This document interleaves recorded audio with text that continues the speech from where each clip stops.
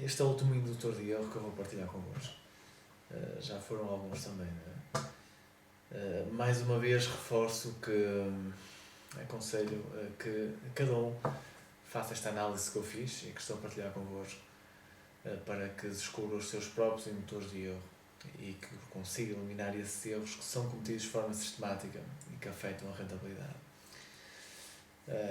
Este indutor de erro espero que afete um número grande de pessoas.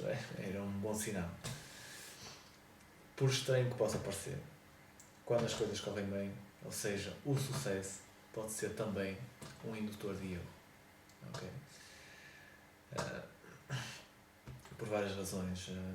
A começar pela mais tonta de todas, e todos nós passamos por isto no princípio das apostas, é que quando temos o nosso primeiro dia que acertamos nas apostas todas que fizemos nesse dia, temos uma tendência para pensar que estamos numa maré de sorte ou que acertamos finalmente temos uma tática infalível e então tentamos apostar em tudo o que mexe, e obviamente isso é uma tática com valor esperado negativo. Se as coisas correram bem esse dia, pois, melhor, agora não vamos estragar tudo com apostas sem valor, não é? Mas a principal razão porque o sucesso se pode tornar num indutor de erro é pelo seguinte.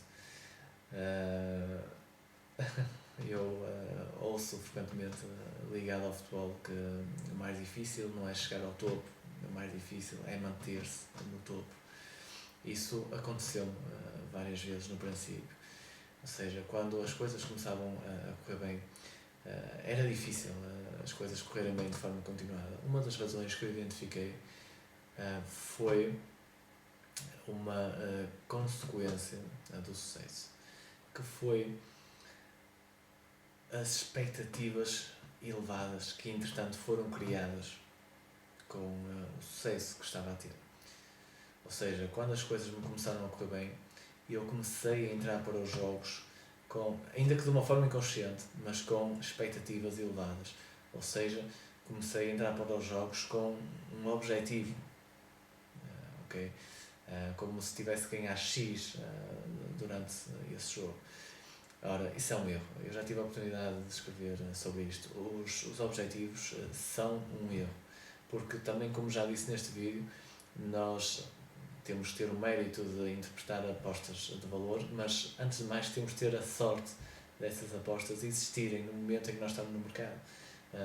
Portanto, nós não podemos colocar objetivos por uma coisa que nós não controlamos, e nós não controlamos haver ou não apostas de valor. Portanto, tentar forçar a ganhar determinado valor, isso é uma estratégia que só pode ser de valor negativo a longo prazo. Okay? Portanto, quando as coisas correrem bem, ainda bem, mas cuidado com as expectativas. Saibam nivelar as expectativas. Okay?